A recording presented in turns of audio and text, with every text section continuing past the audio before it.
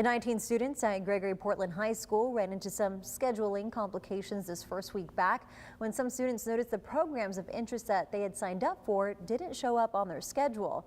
This prompted parents to post to social media in initial frustration, alleging the program could have been cut. 3 News spoke with officials from G-PISD who say that is not at all their intent. Signed up for certain programs of interest. I think cosmetology was one of them. Those students may have received their schedule and the program that interested them most was not on that schedule. So our staff became aware of that. That is something that after the school day, they were able to reach out to our families and just notify them and let them know it's not our intention to cancel any programs.